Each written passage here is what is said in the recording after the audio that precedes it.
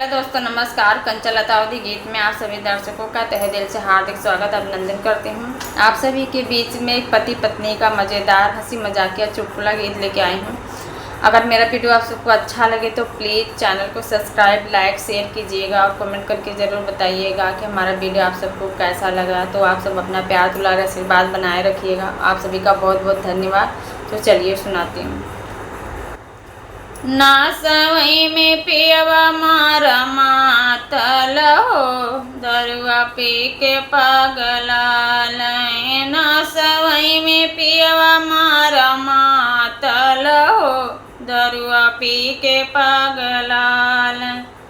पी के पागलाल, दरुआ पी के पागलाल। पी के पागलाल, दरुआ पी के पागलाल। ना सवई में पियवा मारा मातल हो, दरुआ पी के पागलाल।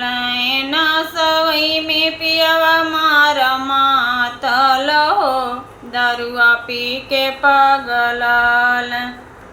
दरुआ पी के राजा गिरल माली फूलवरिया। माली फूलवरिया गिरल माली फूलवरिया। दरुआ पी के राजा गिरल माली फूलवरिया। अरे मालिनी पकड़ के लातिया माई हो, दरुआ पी के बउराल। मालिनी पकड़ के लातिया माई हो, दरुआ पी के पगलाल। ना सवई में पियवा मारा मातल हो, दरुआ पी के पगलाल। ना सवई में पियवा मारा मातल हो, दरुआ पी के पगलाल। पी के पगलाल, दरुआ पी के पगलाल। पी के पगलाल, दरुआ पी के पगलाल। ना सवई में पियवा मारा मातल हो, दरुआ पी के पगलाल। ना सवई में पियवा मारा मातल हो, दरुआ पी के पगलाल। दरुआ पी के पियवा मारा गिरल सड़किया। गिरल सड़किया पे, गिरल सड़क पे। अरे रहिया बटहिया खूब कुटाई हो, दरुआ पी के बउराल।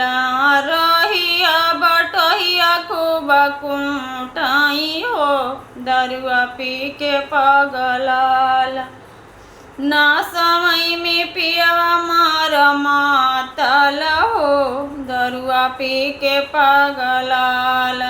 ना सवई में पियवा मारा मातल हो, दरुआ पी के पगलाल।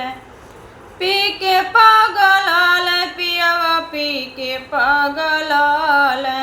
पी के पगलाल, दरुआ पी के पगलाल। ना सवई में पियवा मारा मातल हो, दरुआ पी के पगलाल।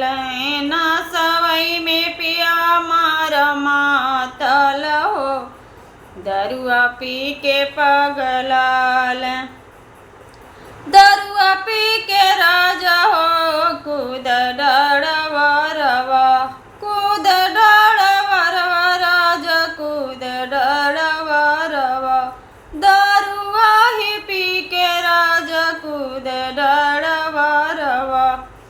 अरे गाँव जहरिया खूब कुचाई हो, राजा पी के बउराल।